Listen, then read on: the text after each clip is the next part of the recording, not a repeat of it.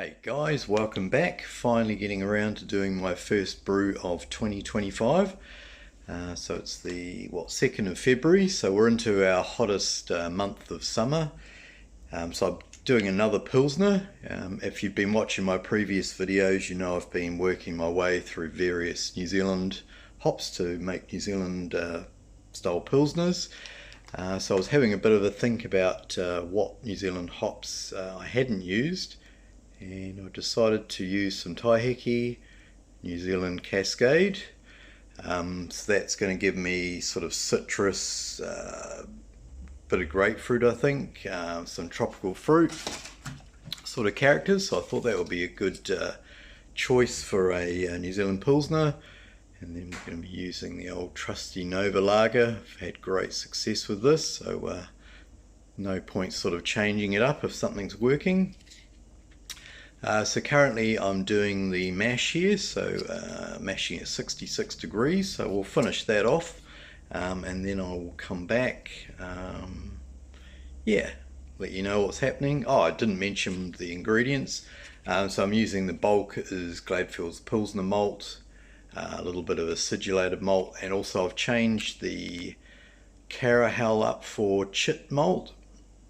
I've seen a few people using Chit malt recently for sort of foaming, body, mouthfeel, that sort of thing. But one thing I noticed with the Chit malt in the description is that it improves the conversion during the mash. So hopefully we'll get a little bit of a better yield from the mash. So we'll see how that goes at the end. But yeah, we'll carry on.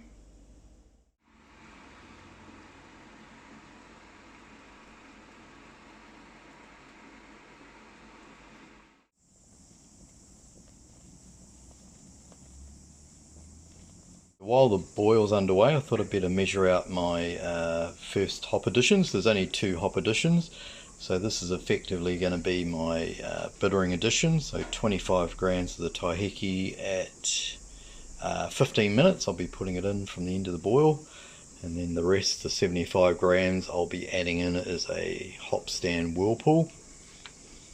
Hops are smelling nice and fresh.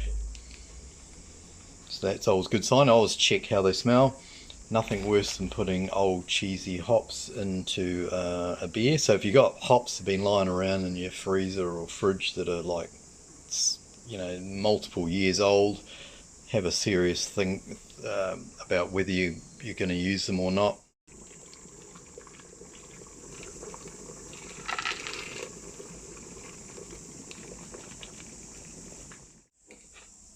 Okay, so the boil's finished, and I've just added some cold water to get this temperature down under 80 degrees. What are we looking at there? 78. So now we can add in the rest of the Taiheke hops, so 75 grams going in there.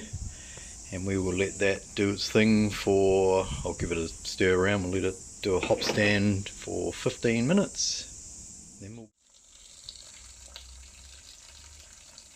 Okay, so the hop stand is finished, and we're just transferring. I've cooled the work down as much as I can in the kettle, and I'm just transferring it through into the fermenter now through the hop spider, capture all that hop debris, etc. So yeah, we'll be back at the end with the hydro sample. Okay, so the brew day is done and dusted. I've pitched the yeast, and I'm going to be fermenting this time around at 13 degrees Celsius. Normally I've done 15 degrees with a Novalager, but I just thought it was a little bit of an experiment. We'll drop it down a couple of degrees and just see if that changes anything. I don't think it's going to do much, to be honest, but yeah, nice little experiment anyway. Anyway, here is the hydro sample. So first off, I remembered to use the Whirfloc near the end of the boil. So if you remember my previous Pilsner, the Trilogy Pilsner, it came out hazy when I did the tasting, and then I realised that I'd forgotten to put the Whirfloc in at the end of the boil. It did eventually clear up. It took about 6 weeks in the end.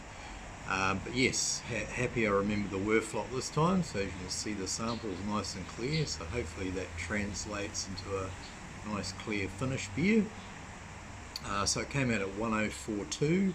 So with Novalager I get around the 1008 final gravity, so should get around a 4.5% beer.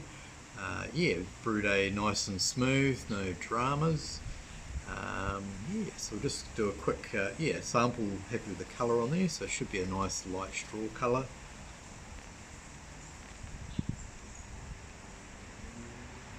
So I was targeting 25 IBUs of bitterness.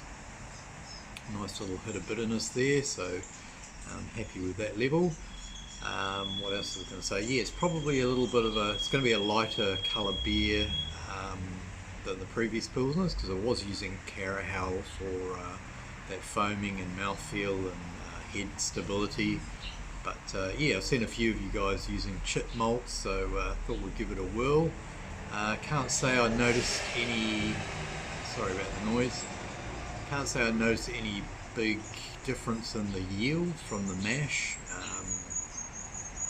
but yeah, just looking forward to seeing how that Chit sort of helps with the head retention and foaming and mouthfeel, etc. So yeah, that's me done, guys. So I'll come back in 2 or 3 weeks and we'll do a tasting video. Quite looking forward to using the Taiheke. It's been a very long time since I've used it, and certainly not in a light style beer, so yeah, looking forward to seeing how the hop comes through in the finished beer. So stay tuned for that. Thanks for watching, guys. Enjoy the rest of your day, and we will catch you next time. Over and out. Cheers.